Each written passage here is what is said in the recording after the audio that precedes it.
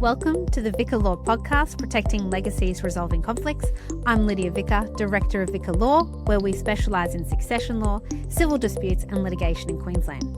If you want to safeguard your assets, navigate estate planning with confidence, or resolve legal conflicts effectively, you're in the right place. Join me each week as we break down complex legal issues into clear, practical insights, helping you protect your legacy and find solutions with certainty. Let's dive in.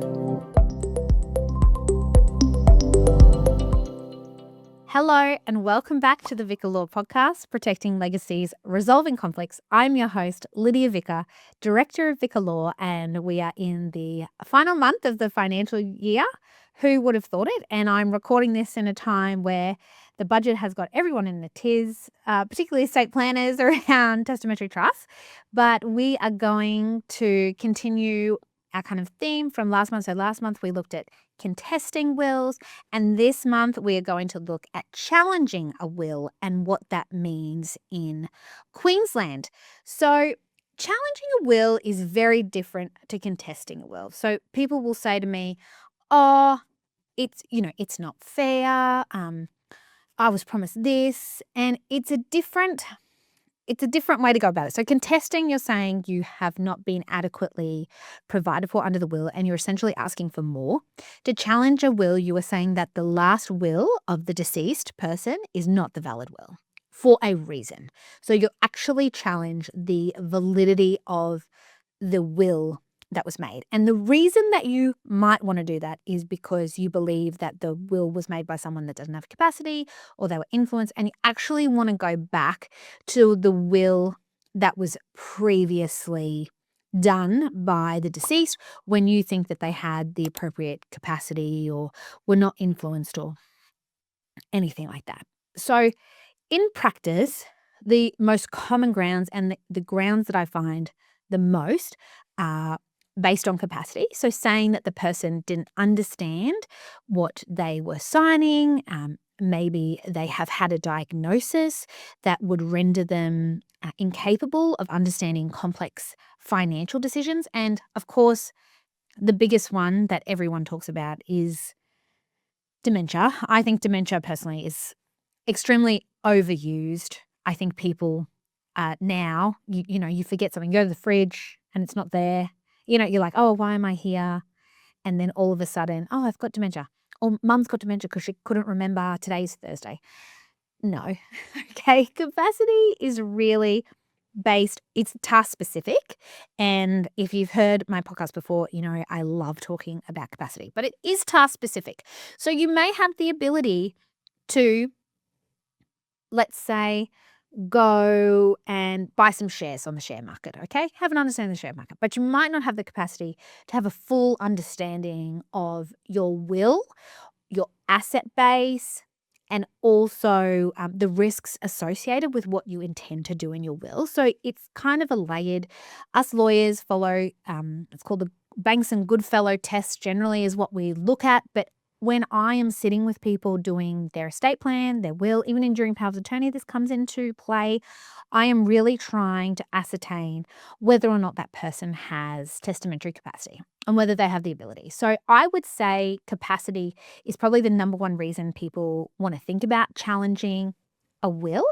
And I think this is going to become more and more prevalent as we have an aging population, and I think the complexities with blended families, also a much larger asset pool. So I think that that's going to be a big problem.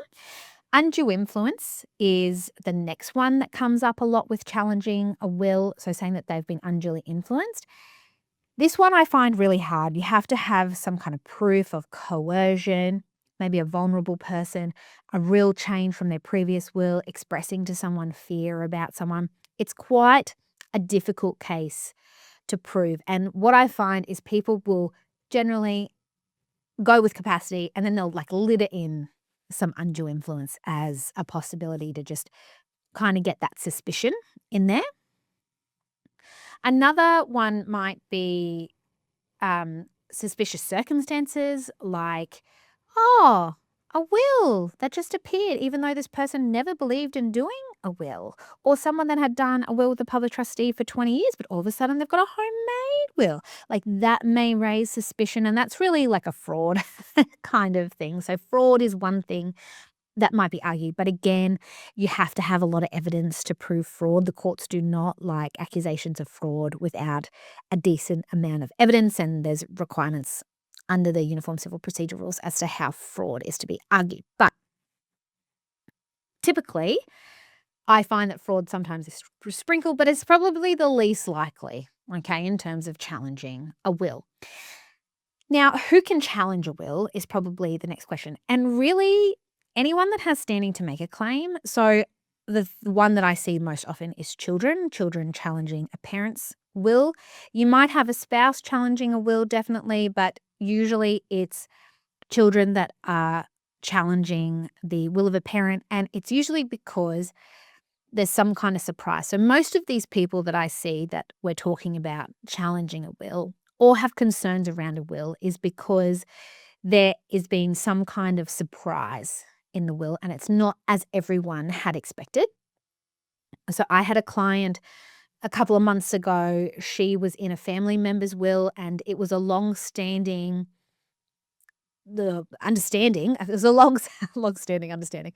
It was an understanding for a long time that she would have a certain provision in the will. And then when that person died, the provision was not what they had expected. And so we came from a place of, why has this happened? And can we challenge it? And so those are the kind of scenarios.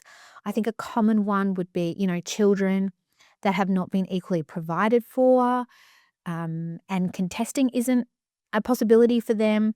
They may go for a challenge, like try to mount a challenge, because what would likely happen if a challenge and a solemn form proceedings, which is trying to get the court to say that the will is the valid will, is very expensive.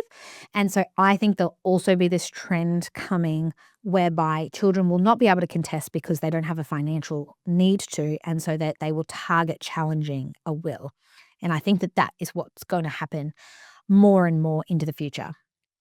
Now, in terms of time limitations, there's no strict time limitations like there are for family provision applications. But I will say this, if you think that probate is going to be applied for, you should really look at lodging a caveat as soon as possible.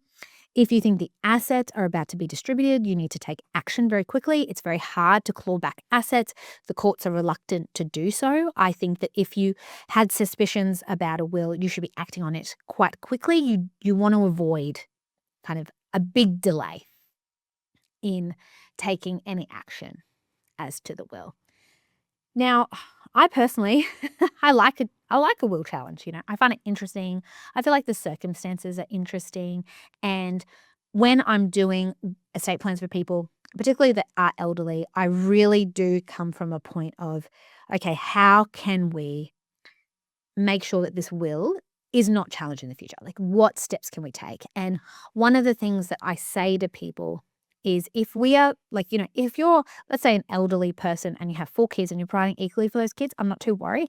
If you start messing with that kind of gold standard, that's when I start getting worried. And that's when I start, as a practitioner, I start gathering evidence now when I'm making the will, so that if there is a challenge in the future, I've got plenty of evidence for the testator, for the will maker, so that their executors can defend the will. Because if someone comes in here with capacity and they have wishes, I think that those wishes should be followed. But I'm also not silly, name's Billy, not silly. I do think that this is going to become more prevalent as people kind of age. So that's like a nice little taste for you around what it means to challenge a will in Queensland. Next week, we're going to dive into capacity and solemn form proceedings, because I think that that's going to be the one that is most talked about and the one that's going to be on lots of people's minds in the future. So thank you so much for listening again. If you want to book a free consultation, a bit of a frazzle. If you want to book a free consultation, hop on my website, www.viccalaw.com.au, book a free consultation with me, Lidia Vicca, and we can talk more about this, because it is honestly one of my, I don't want to say favorite things to do. That sounds weird, but it is one of my favorite topics. So let's continue the conversation next week. See you then. That's a wrap for this episode of the Vicca Law Podcast, Protecting Legacies, Resolving Conflicts. I hope you found today's insights helpful in navigating your legal journey. If you're ready to take the next step in securing your legacy or finally dealing with your dispute, you can pop on my website www.viccalaw.com.au to book a free consultation with me, Lidia Vicca. You can also subscribe to our newsletter or find out more about today's topic. Your future begins now, and we're here to guide you every step of the way. Until next time, I'm Lidia Vicca, signing off. The Vicca podcast comprises general information and does not serve as a substitute for professional advice.